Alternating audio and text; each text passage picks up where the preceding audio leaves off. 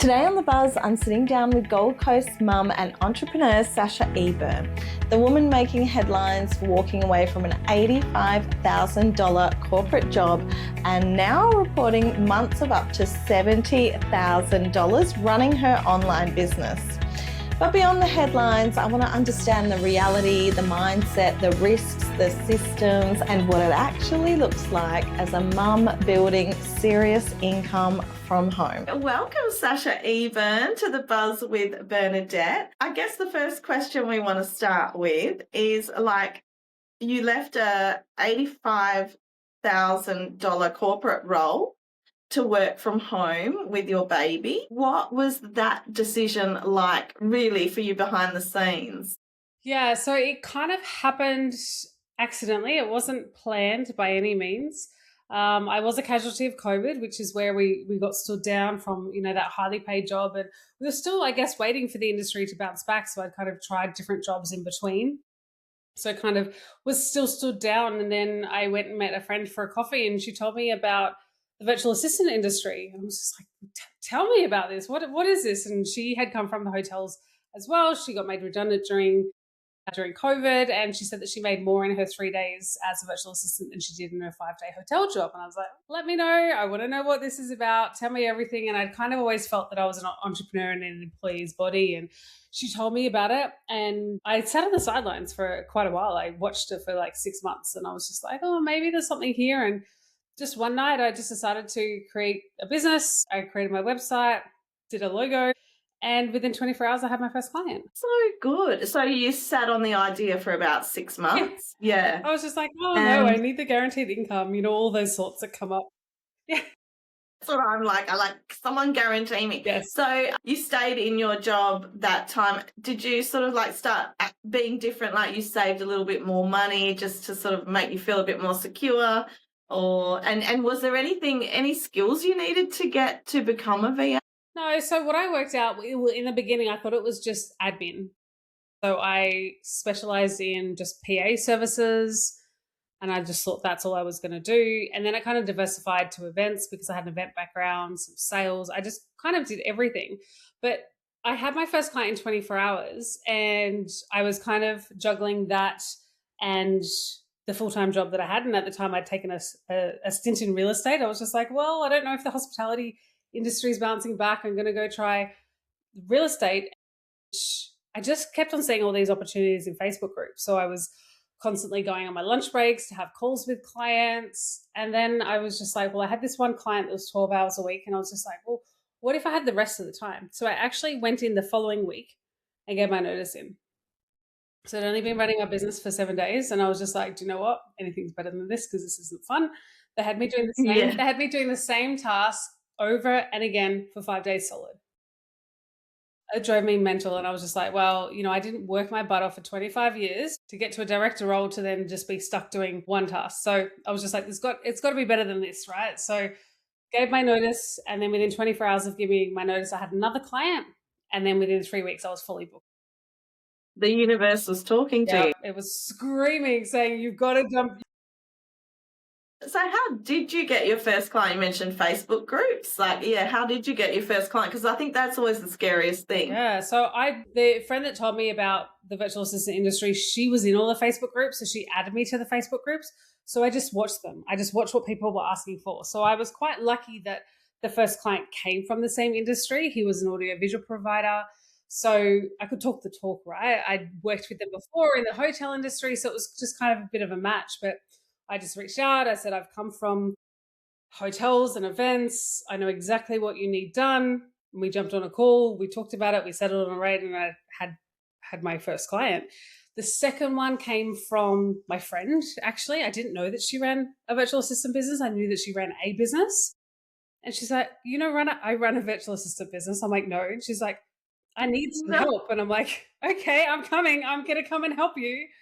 And then the other one came from another referral as well. So over time, I'd done a bit of freelance weddings and it was a contact through that. She's like, oh, actually, I'm doing some copywriting for this wedding directory online business. Maybe you could have a chat to her.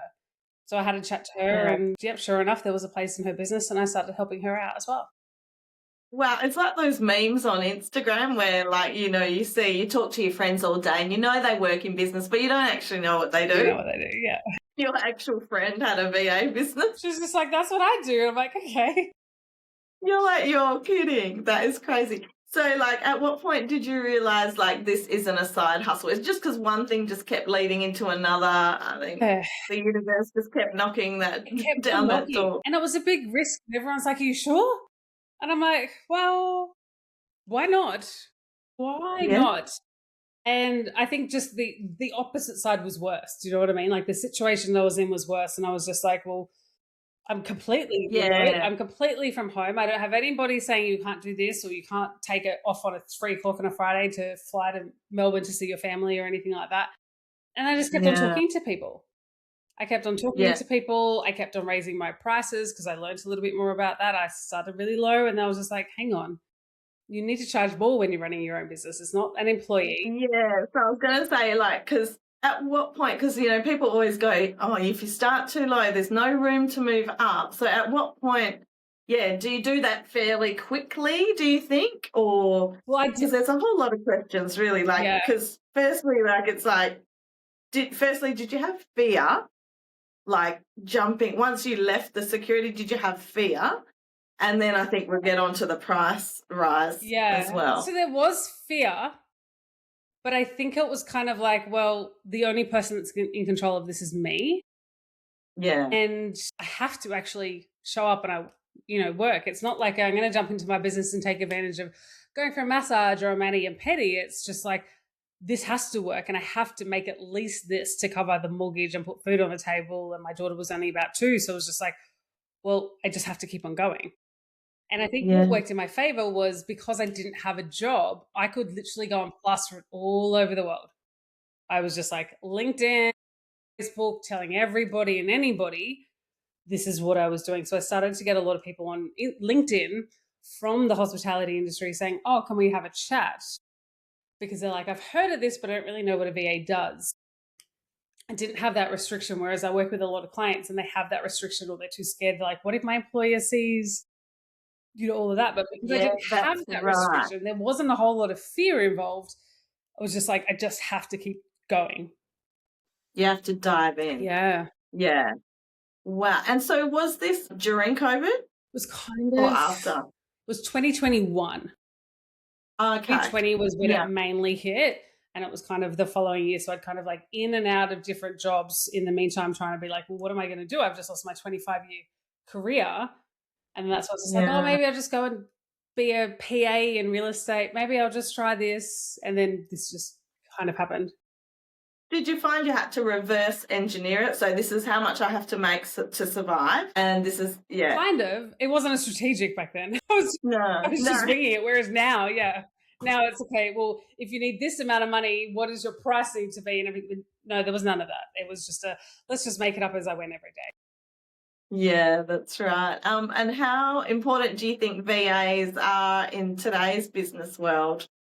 Are they a luxury or a necessity? No, they're absolutely. We're all multitasking. Absolutely a necessity. Absolutely a necessity. Yeah. And I think a lot of people, it's a chicken and egg thing. They're like, well, I can't afford a VA because I'm not making enough money now. But actually, if you maybe start small, how much more time can you multiply to go and earn more money? So it's really just changing people's mindset. But I think for businesses, it's a necessity. It's great that we've got the opportunity to contract VAs and we don't always have to go down the road of an employee or worry about, minimum expectations or super or, all of those things. It kind of gives us that flexibility as we're starting off in business to be able to access those services. That's true. And when you're first getting one, how do you figure out how many hours you need them for? Or do they say, look, you need to give me a certain amount of hours, or can you get ones that are just sort of like casual? Yeah, so it depends upon where they are in their business. So the relationship in terms of hours and things like that generally should be kind of monitored by them and they should make recommendations because they're all business owners at the end of the day. So they're going to have their own procedures and protocols that they run and their best practice, so to speak. So in the beginning, we used to just sometimes track hours for clients depending upon what they needed. But then I found that was really hard to kind of manage and run a business. So once we got quite a few clients, we put a minimum requirement of you need to at least contract us for 5 hours a week. However, some people will do outcome-based prices in terms of I'm going to do a monthly retainer and I'm going to tick all of these boxes for you, and it's not time-based. So the thing is, everyone's different. But if you are new in business and you only need a couple of hours, yes, there are plenty of businesses out there willing to offer you a couple of hours whilst you're starting up, with the opportunity to grow as the business grows and once you get comfortable with each other. So you can kind of have it from all spectrums. Some can give you an hour a week, but others might only, be able to give you 10 hours minimum a week. So you just need to find the right fit for you. Yeah, and for someone who doesn't know where to start off with a VA, would you say like give them just the smaller tasks that you can't manage on a daily basis, say like paying bills or admin or things like that, and then feel it out a little bit? Yeah. So generally I say the repeatable tasks. So then at least it doesn't take them as long to learn it. And then also think about the things that you do that you don't like doing. Yeah. Find somebody that loves admin, or if you don't like checking your emails, or if you don't like chasing bills, find somebody that loves doing that. And then everyone gets to be happy with what they're doing. Don't just give tasks away because you don't like it. You want to kind of build that really cohesive relationship with teams so they stay for longer. So it's not just the stuff that is repeatable. What do you not like to do? Yeah. You'll be a better CEO as well, doing all the stuff that you love, and you can leave the stuff that you don't love for somebody that loves it. Yeah, that's right. And how do you feel about the overseas VAs, or do you think they're just as capable, or is it better to get one in Australia? Will they understand better what your needs are, or what's your opinion there? It depends what you want. So I've tried both. I've failed with both as well. Like I've had Australian VAs that haven't been what they've said they're going to be. Same with overseas. The thing with Australians, generally speaking, they have a lot more initiative to be able to make suggestions and things like that. However, you can also get that offshore. Now, the thing with offshore is you have to be mindful that you do need to do a level of training and not an assumption that they can do it. So it depends upon how much time you have to actually spend working with somebody, knowing full well that it's going to take longer to get them to a spot of an Australian, just because of the schooling, the education, the jobs that they've had. However, if you're only in the financial position to invest in that, then you will need to spend more time. Whereas in Australia, you will be paying a lot higher rate, but you'll be able to invest less time to get them to it. So there's definitely pros and cons, but there's a spot in the market for both. Yeah, exactly. All right, so let's get on to you. The headlines say that some of your months are looking like now you're doing CK a month, Correct. maybe? Yeah. What does that actually look like in terms of like structure, like team? Do you have teams, systems in place? Yeah, so tell me what that looks like. Yeah, so we heavily downscaled the virtual assistant business so I could focus on coaching. So I became coaching other women on how to start their own business in 4 months in my journey. And then we did grow the business for the virtual assistant business to multi-six figures in under 2 years. And that was that business alone. We had a team of 15 around the country. Then coaching started to take over, and it started to be so much more impact, so much more true to my heart. And I juggled both for a very long time. And it was actually my business coach that was just like, Sasha, when are you just going to jump like you did before? And I was just like, it's scary. It's scary. I've got all of these clients. I've got all of these team members. So what I actually did was I actually gave a lot of my clients to the team members to contract directly under their business. So I gave away pretty much 80% of the business to the team. And then on the flip side, I replaced all of that revenue in 30 days with coaching clients. So I went all in on coaching clients. I replaced all the revenue. Everybody was happy. We still have the virtual assistant business to this day, but 99% of my focus is on coaching women.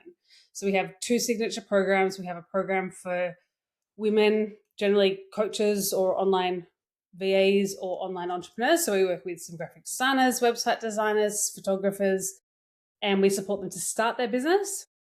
Then I have a year-long program where I support and mentor those types of business to actually scale their business. So working with them to go from, if they're sitting around that 10K month, my job is to take them to that 70K and share my knowledge with them as well. Wow. Okay, so you run the VA business, you've got your coaching. Yes. And the coaching is split into 2 programs, yeah. Wow. So once again then, do you think then you've got to completely dive into, because, we're always juggling so many things, and then do you believe that you can't really give yourself or get the most out of something unless you literally throw yourself into 90%. Yeah, you literally would split your focus. So I have a lot of clients that are like, oh, I'm just going to try and get this business off the ground whilst I'm working. Some have been able to do it. So I had a client that she was working 20 hours in her day job and she took her business to, it was about 10 to 20K months. And I'm like, okay, are you ready now? Are you actually going to jump in? She goes, yeah, I'm going to jump in. And then she managed to increase from there. But with anything, it's the same as like a lot of people are saying you need 7 income streams. 7 income streams work once you get one working first. Whereas everyone thinks we need to have all these little, fingers in the pies. But what happens is if you try to get 7 income streams off the ground at one time, it's going to take you 7 times more time to get there. So pick one niche, one business model, go all in. And yes, it's proven the clients that I have that go all in on their business early on are the ones that succeed longer because they're not always being pulled back into their 9 to 5. They can show up for their coaching. They can show up to learn. Whereas, most of them are mums as well. They get pulled. They're like, oh, I was too busy with work and kids this week, so I did nothing. Like, well, then you're not going to move. So yes, there's so much power in going all in.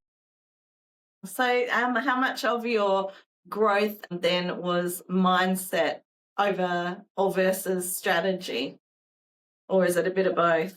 I'd say it's a little bit of both, but very much in the beginning. So I hit my first 8K months in the beginning on my own, and then I was stuck because they don't teach us business at school. I was just like, I just can't see the forest through the trees. How am I going to grow this without adding more time on?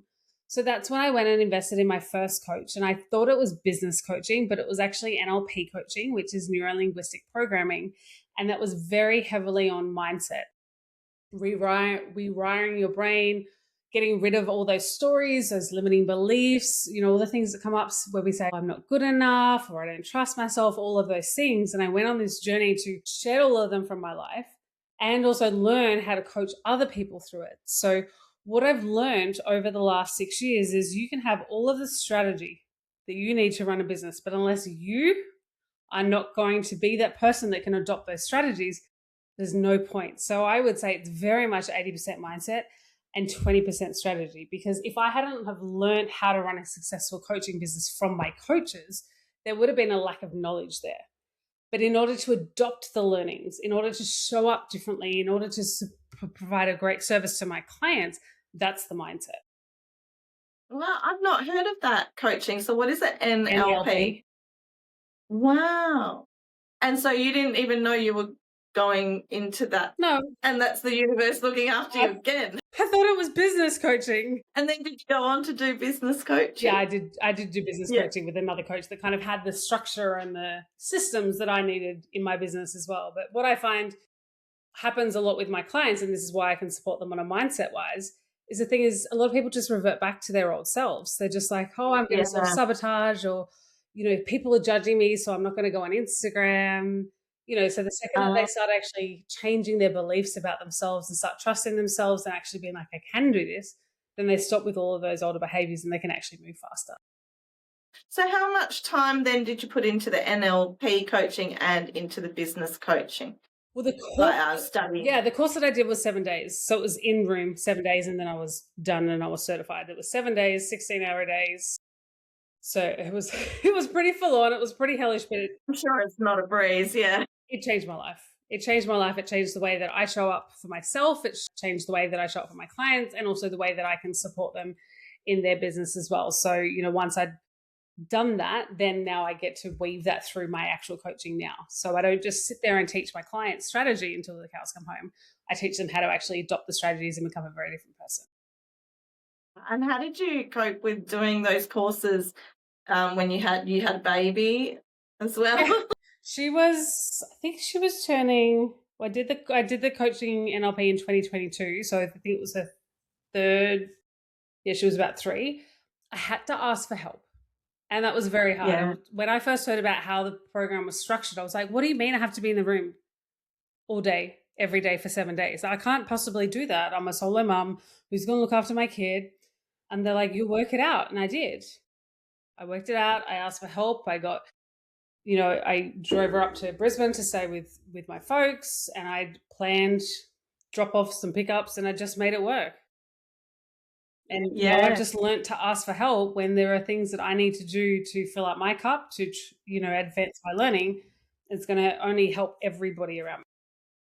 that's right. And look where you are now. So now what does a normal month look like compared to when you started? Oh, I mean, when we started, it was anywhere from, a couple of thousand. Yeah. Now it does range, but it does range depending upon the ifs and the flows of the business. So generally kind of hover around that 50 to 70 in revenue. And the goal is to move the business to 100 to 150K months, within the 6 months. So we're on a full trajectory for growth. But yeah, we kind of sit around that. And like I said, it depends upon if we're launching a new program or if we have an event or if we have a lot of enrollments through the month. So it can vary. That's so good. And when people hear those numbers, what do they misunderstand the most? Do they just think, you're killing it, It's really interesting when it comes to money because I also get a lot of negative comments and a lot of people just don't believe it. And I kind of say, well, if you'd asked me 6 years ago, would I be earning this sort of money? I wouldn't believe it either. Yeah. And then they're like, oh, how is that even possible? And like some people think that I've just made it up. And I'm like, I share my zero statements on all of my video letters, like my videos that are on the websites. I'm just like, it's all very transparent. You want to see how much revenue is made. And then you've also got the flip side of it where people just think that I'm sitting here rolling around in a bed of cash because it's revenue, it's not profit. And we still need to run a business. We still need to pay our team. We still need to look after our clients and things like that. So they just think it's like 70K in the back pocket. And let's be honest, that's not the reality of running a business. So whilst they're great numbers and the profit is still high, it's not 70K just sitting in the bank account. So, I've had lots of comments here, there, and everywhere. And even for people close to me, they're like, oh, well, you can pay for it. You can afford it. That's how much you have in your bank account. No, that's not the realities of running a business. We still have to pay for systems and for marketing and for team. And, there is a cost to running a business as well. And I think a lot of people miss that point too. Exactly. That's so true. I think they just see the number first and then they just think, that's spare cash. Yeah, exactly. So how do you structure your days now around school drop-offs and family life and still running that high revenue business? Yeah, so I generally don't work a typical Monday to Friday 9 to 5 because I find that doesn't actually work for my energy levels. So I actually work Monday to Sunday around when I'm at my most optimal. So we always get out the door, we I do drop off and then I come back and I kind of work until that midday till 2 o'clock. And then I normally take an hour to do other things that I feel that's important or for planning. Some days I'll choose to tap out earlier if I'm not really feeling up for it. And then my daughter does everything known to man after school. So we're always, the ballet, the gymnastics, the cheerleading. She's very active. And then generally, sometimes I might tap in for a couple of hours after she goes to bed. And then, I do a couple of hours over the weekend. Like podcasting, for instance, I like to do it, in the first half of the day. You won't get me on point at 5 p.m. podcast. It's just not fair to anybody. So I really been able to tap into that and know that I don't have to work every single day, all day between that 9 to 5, because I think that just stresses us out, especially if we do have the pickup and the drop off that like, crap, I'm not going to get everything done. So I just kind of work when I need to kind of get the work done and have that flexibility. That's actually really great. And as an entrepreneur, I think that's perfect. It sounds like the perfect timetable. Yeah. Because you can then, you've just molded it to suit exactly where you're at in life at the moment. And then as she gets older, it may change again. And I think it's actually perfect because you find most entrepreneurs do work into the night. But if you've had that afternoon off, that's great. What's one daily habit that keeps you grounded, both as a mum and a CEO? Well, coffee is probably the first one. Yeah, starting off with some coffee is essential, but now also being a breathwork practitioner, I do like to include a bit of breathwork into my day. I think that's really important to regulate our nervous system and just to, bring ourselves, back down to earth. And I am a therapeutic hypnotherapist and I do some hypno every single night, sort of as I'm drifting off to sleep, because they say the best way to actually support your mindset and rewire your unconscious is in that stage between awake and asleep. So, if I generally sort of tap into the energy that I've had, like if I'm feeling a little stressed or I'm feeling anxious, or actually if I'm good, well, what do I need for positivity for the next day? So I find a hypnosis that is kind of relevant to how I'm feeling. And then you can wake up feeling, everything that you've kind of digested during that hypnosis as you Yeah, I was sleep. going to say, like, sometimes, like, because we've been working all day and then we work into the night, you find that your mind races just before you're about to go to bed and you get all these great ideas. So, yeah, do you have any tips then for that? Because that happens to me quite a lot. Yeah, any tips for people just, and then I find it's 2:00 in the morning and I'm still wired. Yeah, So, you got to sleep with a notebook yeah, next to your bed. You got to download all of those thoughts, everything that you're thinking of, write them all down, let them go, get them out get them out, and then be at peace, go to sleep, and then you can bring them all back up when you're doing the next day. the next day. So, phone near the bedside or no? Yep, exactly. No phone near the bedside? No, that's where I've got my music, my hypnosis and stuff like that. So just don't look at it. So you have to be diligent not to get sidetracked by like emails and stuff like that. But that's where I have the hypnosis coming from. So it is by my bed, but it's my alarm as well. And do you think women still undervalue themselves when pricing their services? Absolutely. This is probably the biggest learning curve in business and as women, because there's a lot of, let's say, generational thoughts that we've taken on board about money, and money might be greedy or money doesn't grow on trees, and then that plays out when they're quoting. And there is a lot of, you quote low to get fully booked to start with, which is not the way. We talked about that a little briefly at the beginning. It's not the way, because what I find happens is they do because they find it easier and they feel it's a bit more effortless. It's not as hard to sell at a higher price. But then what happens is they get 40 hours of work and they're like, crap, now I'm underpaid and now I'm just turning the hamster wheels of my business. How do I get out of this? So that's a problem. That's right. And as much as we teach the strategy, how to frame a call, how to handle objections, if they haven't done the inner work to change their stories around money, what happens is their body goes into this, I'm so uncomfortable, I'm going to rush the sale. And a client hasn't even said yes or no, and they're already offering to discount it. Because they go onto the call and they're just like, I have to get this piece of business, I have to get this piece of business, so whatever it takes. But they're making all these assumptions of what the client is thinking, and they are offering discounts before they even need to. So yeah, that inner voice. Mm-hmm. Yeah, definitely, exactly. And then when that client says yes straight away, you're like, oh, maybe I should have quoted. Maybe I left some money on the table. Yep, exactly. Yeah, it's exactly a big learning curve for women. Yeah, so I think we all learnt a lot of stuff during the pandemic. But if the world shut down again tomorrow and there was another pandemic, what would you do, like, in order to protect your income again? If that happened all over again, is there anything you would do this time to sort of like protect yourself? Sometimes a lot of the things that we do are like, could be based solely off, I don't know, social media or this, where the income could be gone tomorrow, like we couldn't go out. So events may shut down or, so it's something that crosses my mind a lot. I've definitely thought about it. And what I've noticed is I think a lot of people are like, we wouldn't go as quick into shutdown because of what we've learned about infectious diseases and immunizations. So, the thought of going completely there, I'm hoping, because of what we know now, doesn't happen. A lot of what I do is online. We do a lot of in-person events, but we would just purely and wholly move it to online.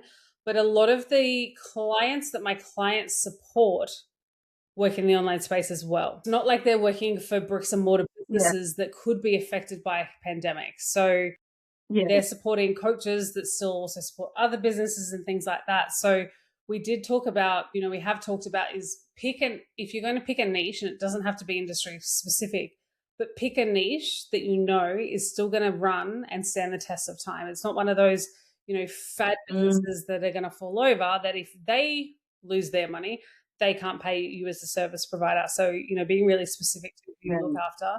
And people still need to run their businesses. So, we'd probably even get more clients because like, well, I don't know what to do now. How do I navigate this? So then they'd be reaching out for support. So it's important still have that online Correct. presence. Yeah, definitely. Online presence is gold. I also support clients in the US, in Europe, and in New Zealand. So if there was maybe something that just happened specific to Australia, I'd still be able to, rely upon the international market to keep making money in the business. Yeah. Do you get any clients that actually are like very new to being online, like, Yeah. and they find it hard? Yeah. Yep. There's, the whole fear of judgment. They're like, I don't want to go live. People are going to see my face. They're judging me. And I'm just like, no one's judging you except yourself. Everyone's there Yeah, cheering you on. and do you encourage people to go live on Instagram or any platform that suits them? And do you find it builds community? It does, yeah. I encourage them to go live on platforms where their clients are. So we really want to pinpoint where their clients are. But we do exercises like that in our online calls. So we did that last week because all of them but one had never gone live. And I'm like, great. When people tell me I've never done something, we're going to do it. You're like, I've never jumped off a cliff. Okay, we're going to do this. We did it. We all went live and they all did it. And they all felt really empowered afterwards. They're like, I did it. And they're like, was it great? And they're like, no. And I'm like, but you still get to learn. And then, I got really vulnerable and showed them my very first live that I did in 2021. And it was a very different Sasha back then. And they're like, oh, if this is where she can get to now, we could do that too. Yeah, and what do you talk about? Like, so what do you encourage them to talk about when they go live? The business that they're intending on getting into, or just chit-chatting with people who join? Well, no, I mean, I suggest that they do it quite strategically if they're going to do it ongoing. But we literally just it was a bit of a call to action. Just jump online, tell everybody who you are, why you do what you do, and what is the impact that you're here to create. And literally just say, if this resonates with you, or if you want to chat about it, I'm here. I've opened up my calendar. Let's book a call for next week. So it was a direct ask for a sale. That was a little bit more to get them uncomfortable. But if they are normally going live, maybe just talking about testimonials, your experience with clients this week, like share a little bit behind the scenes of your business. Excellent. And how do they figure out which platform is best for their work that they do? Yeah, we generally figure out that by the ideal clients and a bit of research. And, I can generally tell just because I've been in the business so long. Yeah. It's more about the research and things like that. Like if they're, in the allied health practices or things like that, they're probably more going to be on Facebook. Whereas if they're more in the online space, coaches, things like that, then they're going to be more on Instagram. So it's really, once we identify who they are, then we kind of get them to show up in different places. And would you say TikTok, is there any business kind of orientation on TikTok, or is that more, I feel like TikTok's more to come for Australia going live, as in, we'll have TikTok shop and everything, which we don't have yet, but yeah. I mean, the benefit of TikTok is there's not as much of an algorithm that you're playing with, but you just need to make sure your ideal clients are on it. So if they're doing systems and processes and more admin heavy, then no. But if they're more of a, kind of put them in like that creative kind of performer type, if they're a videographer, then yeah, potentially. So it's really going to drill down to their type of business. So there are some. I've worked with a few e-commerce businesses, and e-commerce goes really well on TikTok. But generally speaking, most of my clients, it's Facebook and Instagram. Yeah. So for the mum watching this who feels stuck in a job that she hates, what's the first bold step that she should take like this week? Yeah, so I always recommend is just find where there are different options and explore them and pick something that feels good for you. I see a lot of mums jumping into different spaces where they're like, it sounds like a quick fix, or it's very little investment, so I'm going to jump into there, and then it doesn't work or they don't enjoy it. So think about the skills that you already have. You don't need to go and learn a new skill. You might need to learn to run a business, but if you already have some skills, you've already got 10, 15 years experience in a job, how can you use your existing skills that you love doing and map that across to the business space? And I think that's really important. And also be okay with investing a little bit of money into running a business. Like I see posts on Facebook all the time, like, what's a business that I can start for free? Well, if you're going to start a legible business, there are registrations, there's insurances, there's your ABN, there's, a few of those things. However, you can still do it for very little. But I think that there's this facade that you can go out there and earn money from your phone without spending a cent. And that's not reality. But pick a business that is going to suit you and your family and what you love to do. And you don't need to go go get another certificate or go learn this or go learn this. There's plenty of skills that you already have that you can offer out to the world. I love that. It's been very good talking with you today. We're going to end off with some rapid fire. I love it. Let's go. Just a little rapid fire. So, freedom or security? Freedom. Yeah. Freedom. Having freedom of choice, freedom of location. Yeah, freedom every time. Yes. Team or solo? I jump to and from this on a monthly basis. I know. However, team, yes. And though I think a lot of people think that team means big, and it doesn't need to mean big, and it doesn't also need to mean like direct reports. You can have hired businesses to support you, like an accountant for one.